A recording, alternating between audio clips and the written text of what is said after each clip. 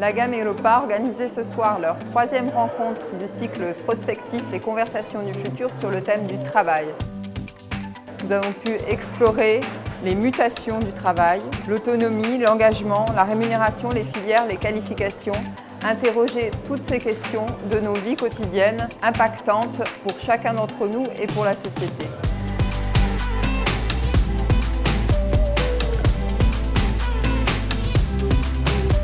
Pour introduire un petit peu cette rencontre sur le travail avec quelques données de cadrage à la fois passées et présentes, on s'est posé 3 questions. Voir comment la société française avait progressivement organisé le travail, voir comment l'économie, ses cycles macro impactaient l'emploi, sa répartition, sa localisation, les filières. Et la 3e question, comment le travail est aujourd'hui central dans nos vies quotidiennes et les rythmes.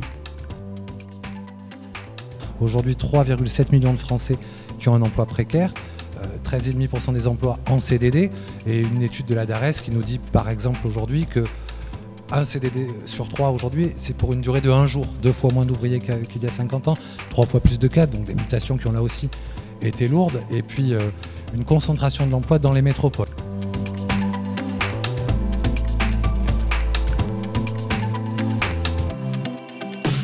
Nous sommes ici dans un lieu emblématique de ces mutations du travail chez Mekit Marseille, et les tables rondes de ce soir faisaient participer 3 intervenantes, Amélie Boas, Emmanuelle Mons et Anne-Sophie Chevasson, qui sont soit par leur parcours universitaire, soit par leur parcours de l'entreprise, toutes 3 impliquées dans l'accompagnement des entreprises, les scénarios prospectifs du futur du travail.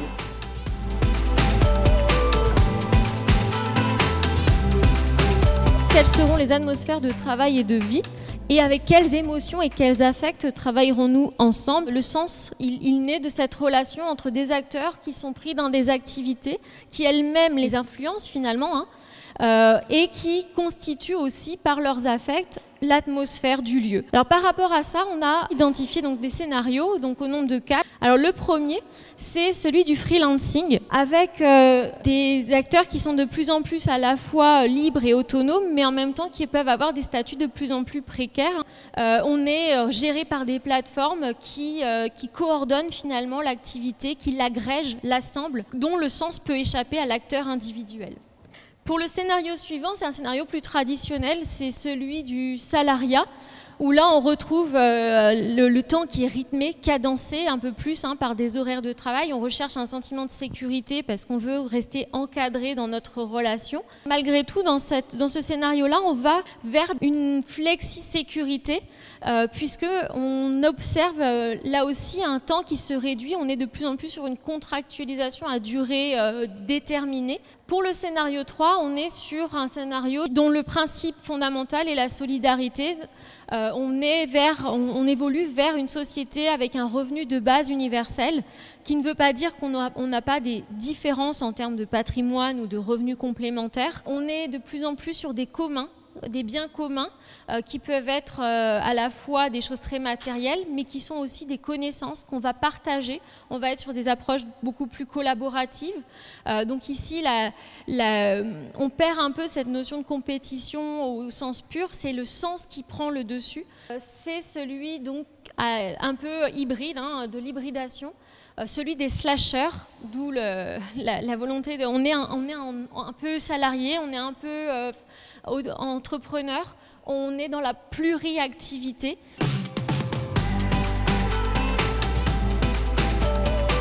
J'ai écrit un ouvrage sur l'IA et les ressources humaines. Alors quand je dis IA, c'est intelligence artificielle. Et effectivement, il y a un point qui ressort fortement, qui est la relation au temps. Pourquoi ? Parce que les machines intelligentes vont nous dégager du temps. Et moi, je prône le fait qu'il faut réhumaniser notre temps. Travailler sur du lien social, de l'empathie, de la création, de l'imagination. Tous ces prises de décision aussi, puisque la machine ne pourra pas prendre, donc mettre de l'humain dans la prise de décision. Alors, le couple homme-machine, il n'est pas nouveau, il existe déjà, mais là, avec l'intelligence artificielle, on va atteindre un cran supplémentaire parce que la machine est intelligente, elle apprend. Donc c'est assez troublant et c'est cette question que là je pose moi, c'est comment on gère cette équipe homme-machine. Moi je ne sais pas travailler avec un cobot. Un cobot, c'est des robots collaboratifs qui sont intelligents. Comment je forme une IA ? Comment je fais pour ne pas lui transmettre mes biais, qui sont souvent inconscients ? Donc toutes ces questions-là vont se poser dans les entreprises. Et puis surtout, un point important, c'est que le savoir, au final, c'est une commodité. Aujourd'hui, le savoir, vous le pouvez trouver partout. Vous allez sur Internet. Donc c'est plus un différenciateur. L'expertise aussi, parce que votre expertise, elle est basculée dans l'algorithme. Donc c'est plus un différenciateur non plus. Donc comment, moi, humain, je me différencie dans l'entreprise et comment j'apporte encore de la valeur ajoutée dans l'entreprise si j'appartiens à une équipe homme-machine. J'espère que nos enfants trouveront absolument impossible qu'on ait passé autant de temps dans les embouteillages pour venir travailler le matin, puisque déjà on pourrait décaler les horaires, ensuite on pourrait travailler en partie après proximité de son domicile, on pourrait réhabiter des zones qui ne le sont plus, enfin il y a plein de choses qui pourraient être faites. Le travail il a été construit, c'était aussi expliqué en introduction, sur des bases de productivité, d'utilité, de performance, de production, de valeur ajoutée, de résultats financiers. Et en fait, aujourd'hui, ça c'est super, mais c'est ce qui déshumanise potentiellement le travail, puisqu'à un moment donné, en fait, certains ne savent plus corréler leur travail, ce qu'ils font au quotidien, avec ce que fait l'entreprise en termes de production. Et à un moment donné, c'est extrêmement démoralisant, c'est-à-dire que souvent, l'épuisement au travail, le stress n'est pas nécessairement lié à une surcharge, même s'il peut bien sûr y être lié, mais plutôt au fait que le travail qui est réalisé n'a plus de sens. Au-delà de la partie sociétale, du futur du travail, c'est qu'est-ce qu'on veut, il y a ce qui va advenir, mais qu'est-ce qu'on veut faire advenir en tant que structure partie prenante de la société, comme travail demain, et est-ce que le sens, c'est de produire et de faire du profit, ou est-ce que le sens, ça va être de développer collectivement nos potentiels. Donc qu'est-ce qu'on développe pour que chacun, d'une part, trouve de l'épanouissement. Qu'est-ce qu'on veut mettre en place autour du travail, au-delà de créer des emplois, je pense qu'il y a une réflexion plus large à mener sur ce que veut dire le travail dans chaque organisation. Vous parliez du change. Aujourd'hui, vous êtes dans une entreprise qui conseille aussi les clients. Le change, enfin toutes ces notions-là, on en entendait déjà parler en école de commerce il y a 10 ans. Et pour ma part, j'ai l'impression que les entreprises, en tout cas, je suis dans un grand groupe, je suis toujours l'extraterrestre en ayant ces idées en tête. Alors, c'était un peu quel est votre point de vue ? On en est où aujourd'hui ? Alors, bienvenue dans mon monde. Donc, nous sommes 2 extraterrestres. Alors, particulièrement en France quand même. La conduite du changement en France malheureusement ne décolle pas. Enfin, un peu, mais pas tant que ça, par rapport aux pays anglo-saxons, par exemple. Alors, on va pas parler, je ne vais pas parler de mon travail, parce que ce n'est pas l'objet de la conférence, mais l'idée, c'est d'évangéliser un maximum, comme avec l'intelligence artificielle. C'est vraiment d'être présent, de pousser ces sujets change en permanence à tous les niveaux de l'entreprise.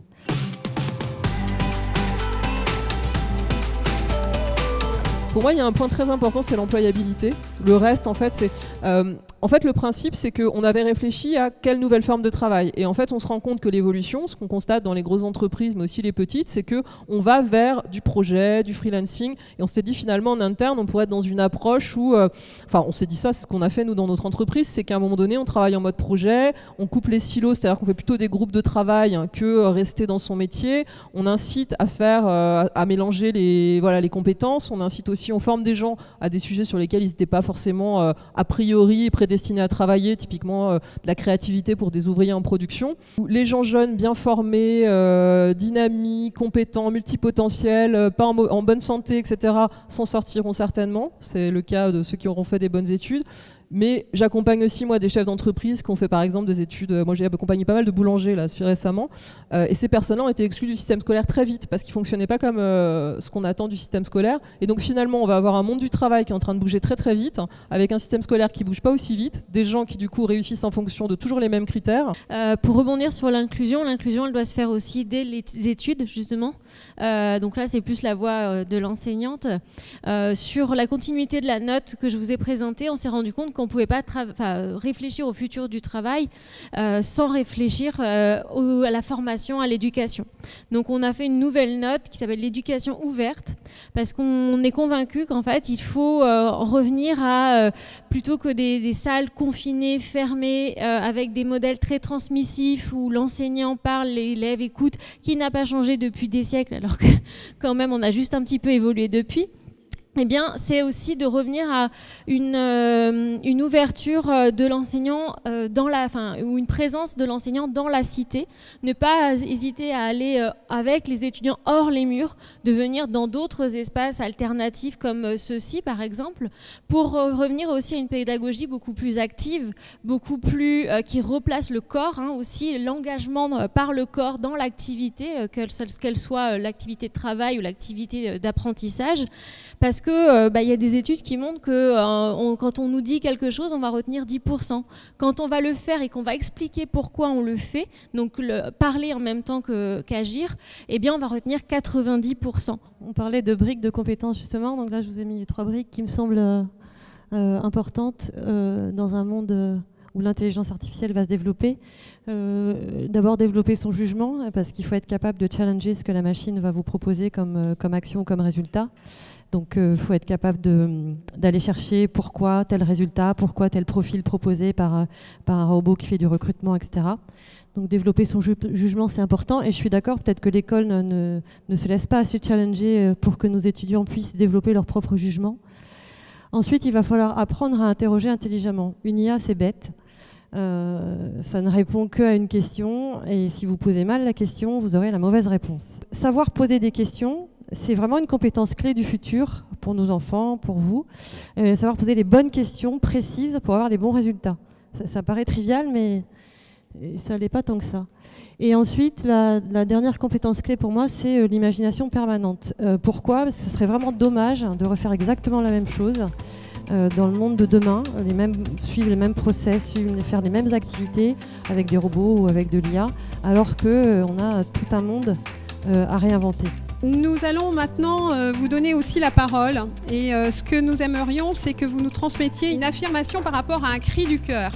La question serait, quel conseil vous donneriez à ces jeunes ? Je dirais aux jeunes, ouvre-toi au monde.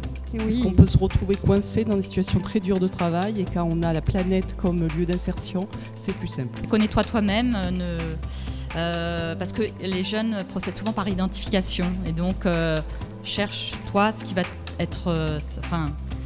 qui va correspondre à ce que tu es.